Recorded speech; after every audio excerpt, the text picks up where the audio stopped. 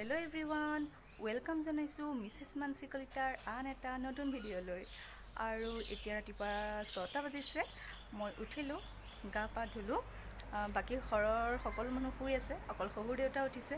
তেওঁ এতিয়া বৰ্তমান পথাৰলৈ গৈছে, যিহেতুকে যোৱাকালি মিতাঞ্চৰ এমহীয়া সকাম পতা হ'ল আৰু ঘৰ সকলোবিলাক অচিজিল হৈ আছে।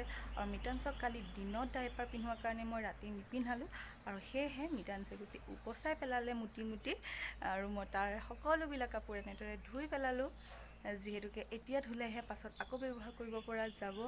আৰু লগতে ঘৰটো বহুত অচিজিল হৈ আছে, সেয়াও চিজিল কৰিবলৈ আছে।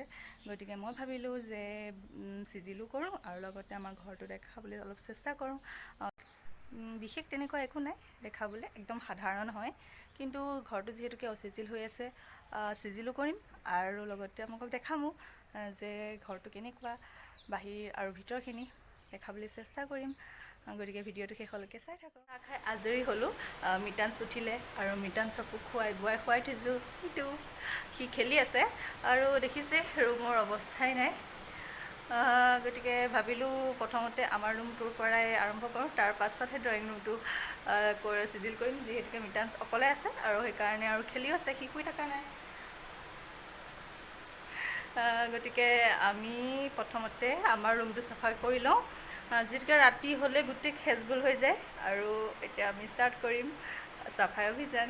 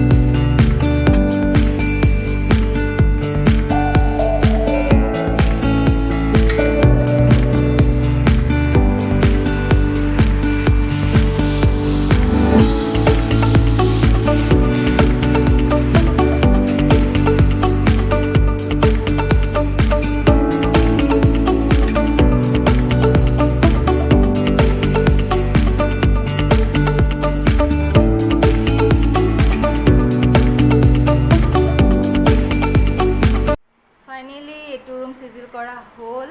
মিতাঞ্চ নাই ৰুমত, পাপাকে লৈ আছে বেলেগ এটা ৰুমত। গতিকে মই এইখিনি কাম কৰি ল'লোঁ।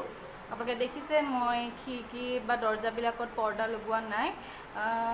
আমি ইয়াত নাথাকোঁ যিহেতুকে, গতিকে এইবিলাক খুলি থৈ যাওঁ আৰু যেতিয়া আহোঁ তেতিয়া লগাই লওঁ, কিন্তু এইবাৰ নলগালোঁ। দুদিনৰ কাৰণে আহিলোঁ, সেইটো কাৰণে নলগালোঁ। কাইলৈ আকৌ ৰাতিপুৱা যামেই যিহেতুকে, পৰহি আহিছিলোঁ আৰু কালি সকাম ভাগ পাতিলোঁ আৰু আজি থাকি কালিলৈ যামেই, সেইকাৰণে এইবাৰ নলগালোঁ। আৰু যোৱাৰ আগতেও এইবিলাক চব বস্তু সুমুৱাই থৈ যাওঁ, কাপোৰ কানি একো উলিয়াই থৈ নাযাওঁ, কাৰণ আমাৰ মেইন ৰোডৰ কাষত হয় ঘৰ, গতিকে বহুত ধূলি আহে। আহিলে ইয়াত কি কি প্ৰয়োজন হয় উলিয়াই লওঁ, কিন্তু গোটেইখিনি আমি সুমুৱাই থৈ যাওঁ। গতিকে এয়া হৈছে আমাৰ ৰুম, আৰু মই ইয়াৰ পিক এখনমান আপোনালোকক দি আছোঁ। কমেণ্টত জনাব যে ৰুমটো চিজিল কৰা কেনেকুৱা হৈছে।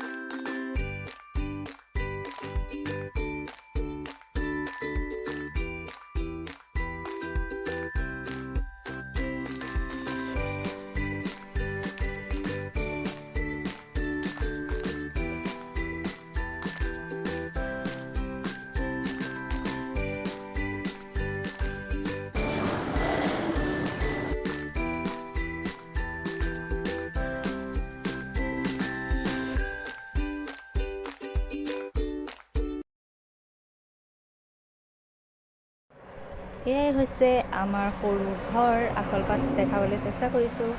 আৰু এয়া গোসাঁই ঘৰ, ওচৰতে নাৰিকল গছ আছে, মধুৰিআমৰ গছ, তামোল পাণৰ গছ, সকলো ঘৰতে থাকে। দেখাব লগা বিশেষ একো নাই, হ'লেও দেখাই দিছোঁ বাৰু। এয়া নতুনকৈ প্ৰতিষ্ঠা কৰা হৈছে গোসাঁই ঘৰ, বন্ধ হৈ আছিলে। যোৱাকালি কামভাগ হোৱাৰ পাছত আজিৰ পৰাহে খোলা হ'ব। ইমান দিনে বন্ধই কৰি থৈছিলে যিহেতুকে চোৱাত আছিলোঁ। আৰু এয়া দোকান ঘৰ আছে 5খনমান, এতিয়াতো বন্ধই আছে বাৰু, লকডাউনৰ কাৰণে দোকানবিলাক খুলিবই পৰা নাই। আৰু এয়া লিচু গছ দুজোপাই আছিলে, এজোপা কাটিলে, এতিয়া বৰ্তমান এজোপা আছে। আৰু সেয়েহে মানুহে আমাৰ ঘৰখনক লেচু থকা ঘৰ বুলি কয়।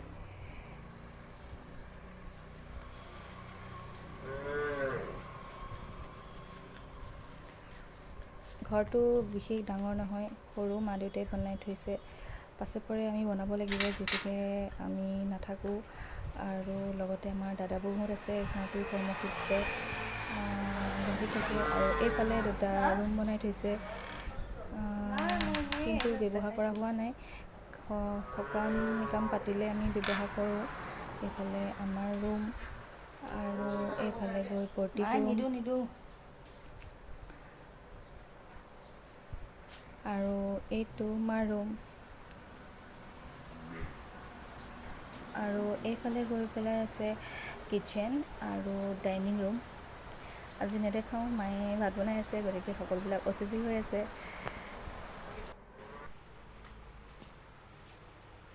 বাওঁফালৰ পৰা সোঁফাললৈ তেজপুৰ লখিমপুৰ ৰোড, আৰু আমাৰ ঘৰখন সোঁ চাইডে পৰে।